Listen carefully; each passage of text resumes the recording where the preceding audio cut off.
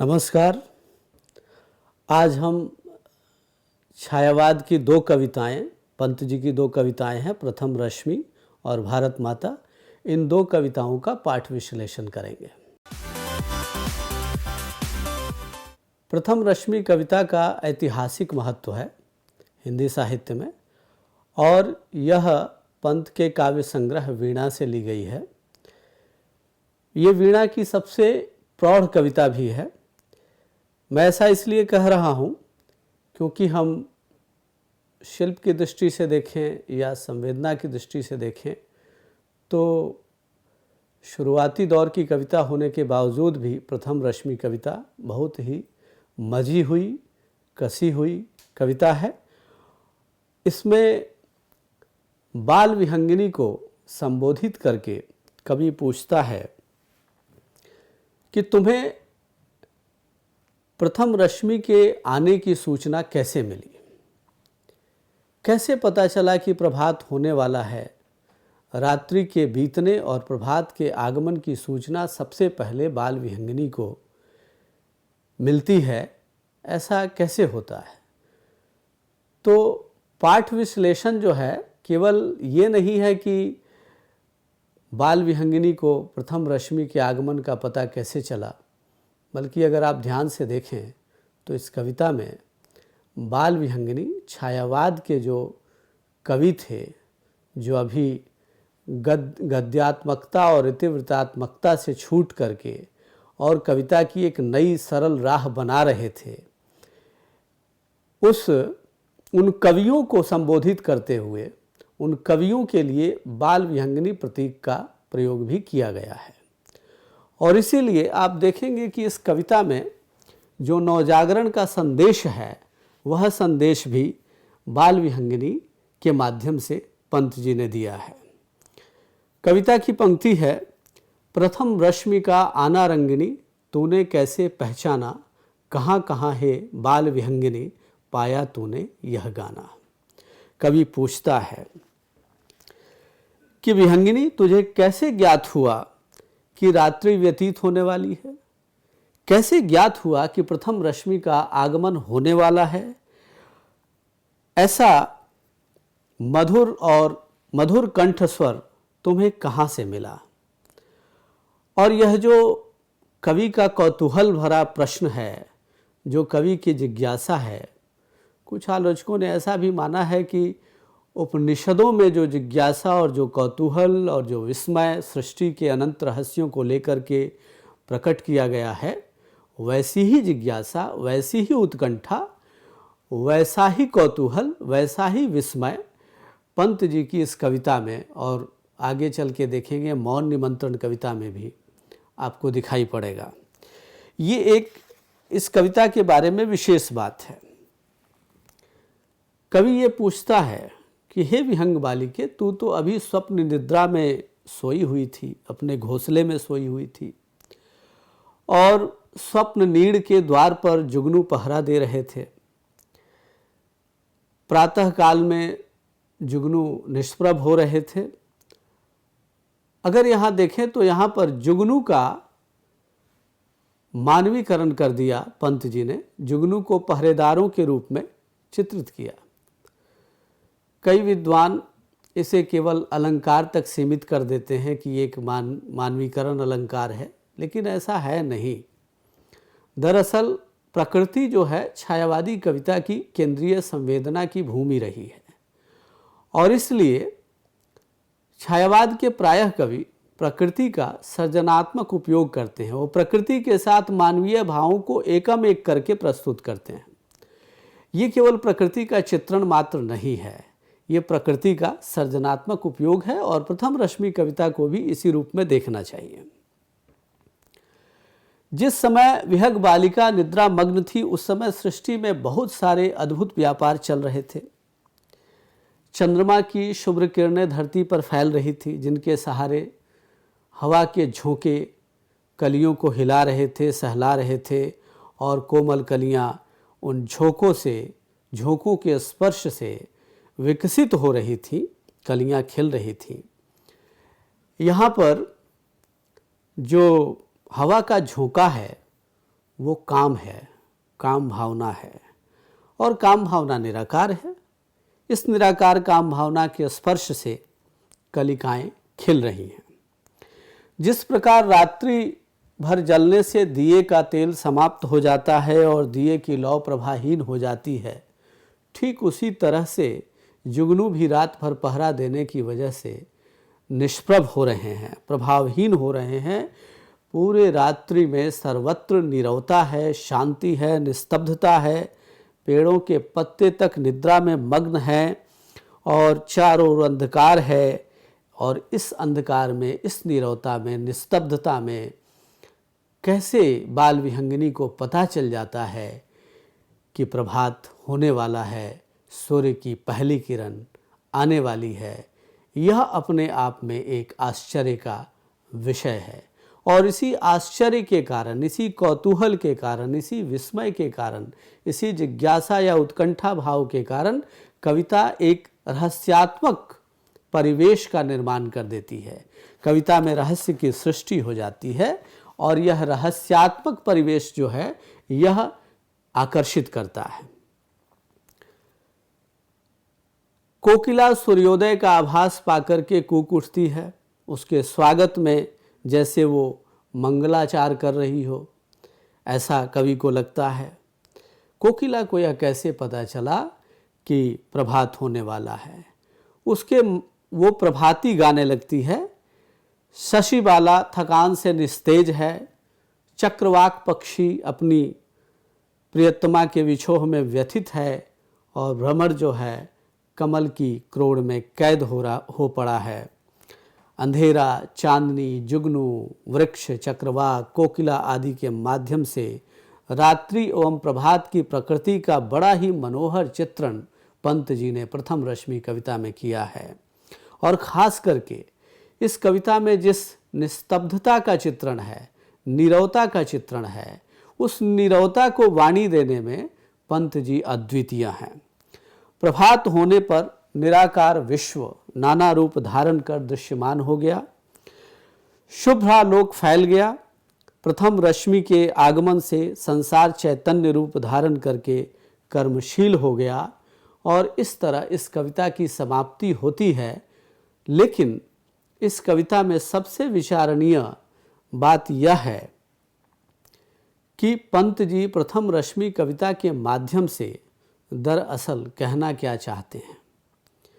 प्रथम रश्मि कविता के माध्यम से पंत जी यह संदेश देना चाहते हैं कि नवजागरण हो चुका है और जो छायावादी कवि हैं वह विहग बालिका की तरह नवजागरण का वहन करने वाले कवि हैं, नवजागरण का संदेश देने वाले कवि हैं। इनके आने से और इनकी कविताओं के माध्यम से जो अंधेरा है, जो समाज का अंधेरा है, जो राष्ट्र का अंधेरा है, वो धीरे धीरे लुप्त हो जाएगा और नवजागरण का संदेश पूरी दुनिया में फैल जाएगा, पूरी सृष्टि में फैल जाएगा। प्रथम रश्मि पूरी सृष्टि में फैल जाएगी, उसका आलोक फैल जाएगा, चारों तरफ उजाला हो जाएगा। इस कविता में सांकेतिकता है, इस कविता में प्रतीकात्मकता है, सूक्ष्म चित्रण है, कल्पनाशीलता है और रहस्यमयता है। बाल विहंगिनी छायावाद के नव कवियों के प्रतीक भी हो सकते हैं।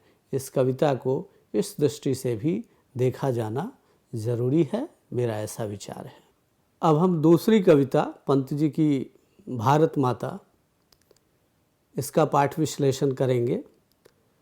पंत की भारत माता कविता 1948 ईस्वी में प्रकाशित हुई थी और ये पुनः 1958 में संशोधित एवं परिवर्धित रूप में प्रकाशित हुई थी। इस कविता में भारत माता को ग्राम वासिनी कहा गया। ये जो ग्राम वासिनी शब्द है, इसका मर्म समझना चाहिए। सबसे पहले पंत जी ये मानते थे कि भारत की आत्मा गांवों में ही निवास करती है। भारत के अधिकांश लोग गांवों में रहते हैं। कृषि और पशुपालन उनकी मुख्य जीविका का मुख्य साधन रहा है। तो अगर भारत का नवनिर्माण करना है तो वो नवनिर्माण कहाँ से होगा, इसके बारे में एक संकेत है इस कविता में कि वह नवनिर्माण गांव से होगा। भारत के विगत, वर्तमान और भविष्य की अगर एक सुंदर झांकी आपको देखनी हो तो वो इस कविता में आप देख सकते हैं। पंत जी कहते हैं कि भारत माता गाँव में निवास करने वाली है और गांव की विशेषता ये है कि गांव की प्रकृति बड़ी ही निश्चल है। गांव की प्रकृति में छल नहीं है, सादगी है, खेतों में हरियाली है। वो कहते हैं कि भारत माता ग्राम वासिनी, खेतों में फैला श्यामल। तो श्यामल शब्द को समझना चाहिए। आप अगर राष्ट्रीय गीत पर ध्यान दें, सुजलाम सुफलाम मलयज शीतलाम शस्य श्यामलाम मातरम, उसमें भी श्यामलाम, श्यामल शब्द आया है।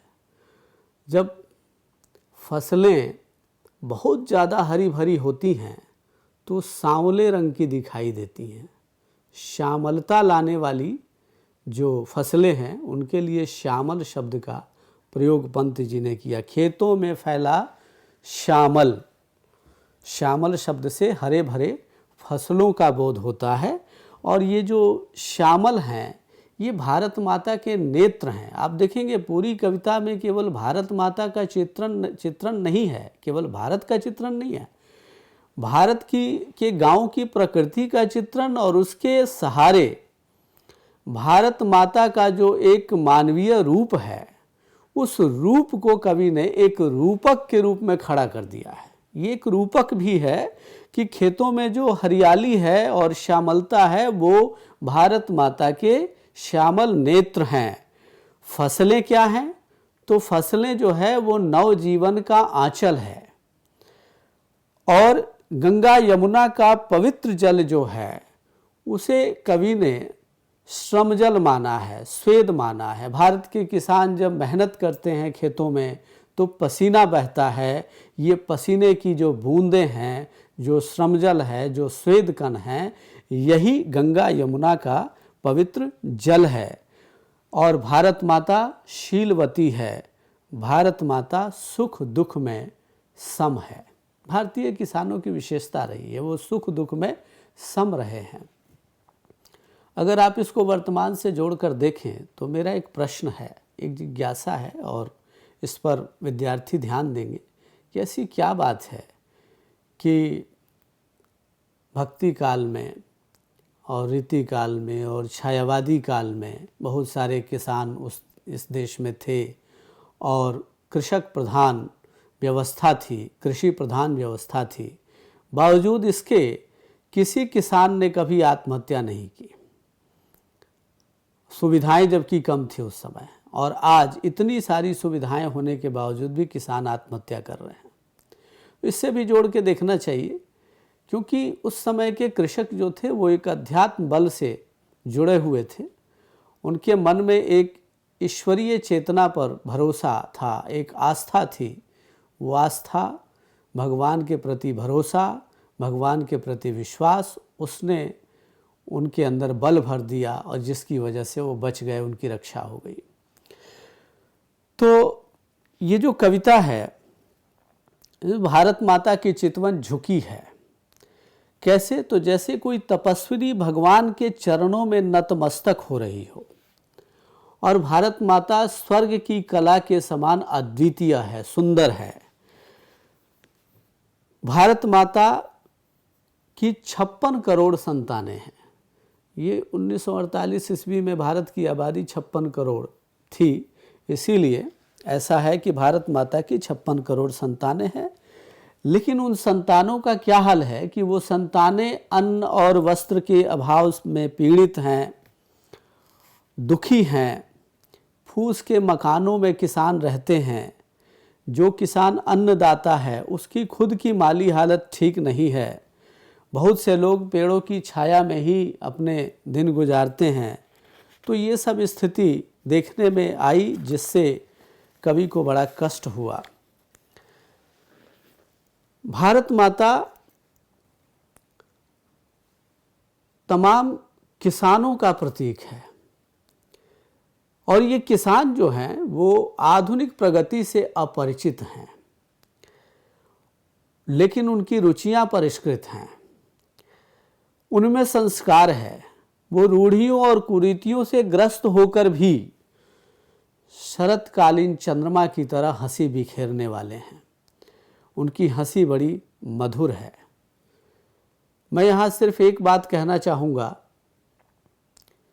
कि जब भारत माता या प्रथम रश्मि जैसी कविताओं की चर्चा होती है, इसका पाठ विश्लेषण होता है, तो हमें ये बराबर ध्यान देना चाहिए कि ये कविताएं केवल प्रकृति के चित्रण तक सीमित नहीं हैं, इनके भाव यहीं तक सीमित नहीं हैं।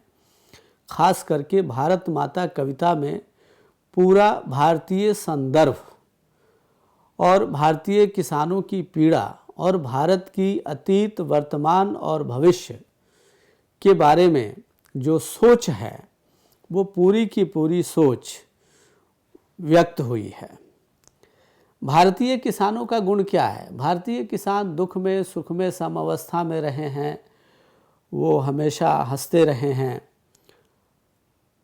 उनकी स्थिति बहुत अच्छी नहीं रही, फिर भी वो हंसते मुस्कुराते हुए पाए गए और इसका मुख्य कारण था संतोषम परमम सुखम।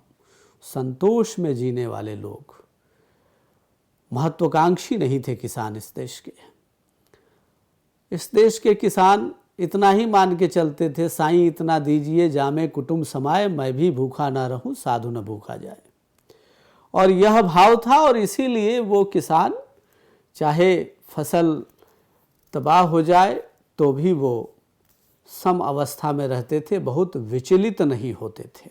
ये देखा गया, बहुत सारे अकाल का सामना किसानों ने किया, ऋणग्रस्तता का सामना किसानों ने किया। भारतीय कृषि मॉनसून के साथ जुआ है, ऐसा हम पढ़ते आए हैं, सुनते आए हैं।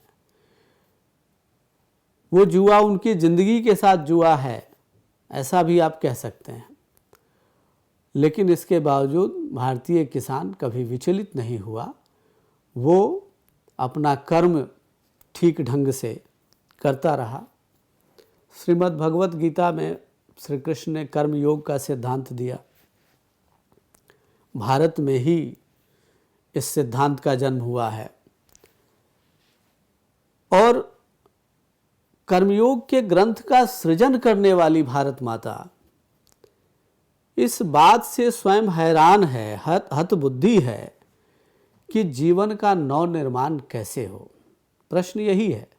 भारत माता कविता का मूल प्रश्न यह है कि भारत कृषि प्रधान देश है, यहाँ पे कृषि और पशुपालन यही मुख्य व्यवसाय हैं और किसानों की जिंदगी, किसानों का जीवन दुखमय है, पीड़ा से भरा हुआ है, अभावग्रस्त जीवन है। किसान मेहनत करते हैं, जी तोड़ मेहनत करते हैं, लेकिन उनके जीवन में बहुत सारी अनिश्चितताएं हैं। कभी अतिवृष्टि है, कभी अनावृष्टि है और इस तरह से कभी अकाल पड़ गया, कभी सूखा पड़ गया, फसलें तबाह हो गई और इन सारी अनिश्चितताओं का सामना भारतीय किसान करता रहा है। इसके बाद भी कभी विचलित नहीं हुआ है और कभी जो है उन किसानों को लेकर के, मजदूरों को लेकर के एक नव निर्माण की चेतना को जगाना चाहता है। प्रश्न यही है कि नेहरू जी का शासन हुआ इस देश में, पंचशील का सिद्धांत लेकर के नेहरू जी आए, शांतिपूर्ण सह अस्तित्व की बहुत बातें की गई, विश्व शांति के लिए कर्मरत हुए नेहरू जी, कर्मशील हुए कि विश्व में शांति की स्थापना हो और यह सब हुआ। लेकिन इस ओर ध्यान नहीं गया कि भारत माता कष्ट में है और भारत माता इसलिए कष्ट में है कि भारत माता की जो 56 करोड़ संतानें हैं वो कष्ट में है। खास करके इस देश का किसान कष्ट में था। उन किसानों की पीड़ा को पंत जी ने समझा और भारत माता कविता में उस पीड़ा को वाणी दी। पंत जी की इस कविता में यही चिंता है कि यह भारत अपने खोए हुए ऐश्वर्य को पुनः कैसे प्राप्त करे। ये मूल प्रश्न है। भारत माता कविता में इस प्रश्न को उठाया गया है। ये मूल प्रश्न है कि जो हमारा ऐश्वर्य खो गया है उसे पुनः कैसे प्राप्त किया जाए, और इसके लिए इस कविता में कुछ बातें संकेत रूप में कही गई हैं। वो इस प्रकार हैं कि सबसे पहली बात कि भारत माता का या भारत का नवनिर्माण करने के लिए, भारत का संगठन करने के लिए, पुनः उसको ऐश्वर्य से आपूरित करने के लिए एक सुदृढ़ संगठन का होना जरूरी है। संगठित करना पड़ेगा। संगठन की आवश्यकता पर बल दिया पंत जी ने। दूसरी सबसे बड़ी बात जो इसमें कही गई है कि व्यक्ति केवल अपने बारे में न सोचे, उसमें एक राष्ट्र चेतना होनी चाहिए। देश प्रेम की भावना अगर उसमें होगी तो वो ईमानदारी से कर्मरत होगा और देश का नवनिर्माण अवश्य होगा। देश सेवा के भाव से, देश प्रेम के भाव से आलोड़ित जो परिश्रम किया जाएगा वो देश के हित में होगा, वो देश के काम आएगा, ऐसा पंत जी का मानना है। और इसका कई जगह इस कविता में भारत माता ग्रामवासिनी खेतों में फैला है श्यामल, और उसके बाद किसानों की दुर्दशा का चित्रण। तो कई जगह कविता में ये संकेत मिलता है कि आपको देश से जुड़ना होगा, एक राष्ट्रीय चेतना से आपको जुड़ना होगा, आपको देश सेवा के भाव से कार्य करना होगा। केवल व्यक्तिगत लाभ के लिए या व्यक्तिगत स्वार्थ की पूर्ति के लिए काम नहीं करना होगा। अथक परिश्रम तो किसान करते ही रहे हैं। अथक परिश्रम के साथ साथ अगर देश के नागरिकों में त्याग और बलिदान की भावना हो, देश के लिए अपने सुख को छोड़ने की भावना अगर पैदा हो जाए तो भारत का नवनिर्माण संभव है। और अगर यह नहीं है तो सारी बातें होते हुए भी नवनिर्माण का सपना अधूरा रह सकता है। ऐसा पंत जी का विचार है। और इस कविता को एक और विशेष दृष्टि से देखना चाहिए कि भारत क्या है। जब हम भारत या देश प्रेम की बात करते हैं तो हमारे मन में ये अक्सर सवाल उठता है कि देश क्या है, देश से हम क्या समझते हैं। तो इसका रामचंद्र शुक्ल ने बड़ा अच्छा जवाब दिया था हिंदी साहित्य के इतिहास में, और चिंतामणि में भी एक निबंध है प्रकृति चित्रण पर। उसमें उन्होंने कहा है कि जिस व्यक्ति को अपने देश की प्रकृति से प्रेम न हो और वो सामान्य ज्ञान के आधार पर भारत की राष्ट्रीय आय का पर्ता बता करके ये दावा करे कि हम देशभक्त हैं और हम में देश प्रेम है, तो उससे पूछना चाहिए कि बिना परिचय के प्रेम कैसा। अगर आप भारत की नदियों को नहीं जानते, भारत के पहाड़ों को नहीं जानते, भारत की प्रकृति को नहीं जानते, भारत की संस्कृति को नहीं जानते, और भारत के जनमानस को नहीं जानते, भारत के किसानों को नहीं जानते, भारत के मजदूरों को नहीं जानते, तो आप भारत को क्या जानते हैं। या भारत से आपका जो प्रेम करने का जो दावा है वो खोखला है, बेबुनियाद है। जिससे परिचय ही नहीं उससे प्रेम कैसा। इसलिए भारत माता कविता जो है कहीं न कहीं विद्यार्थियों को, पाठकों को, हम सबको इस बात की प्रेरणा देती है कि हमें जो भारत की आत्मा गाँव में निवास करती है उन गाँवों को देखना चाहिए, समझना चाहिए। वहाँ की प्रकृति से एक प्रेम का भाव, लगाव का भाव, संवेदना का भाव, सहसंवेदना का भाव, साहचर्य का भाव अपने अंदर पैदा करना होगा।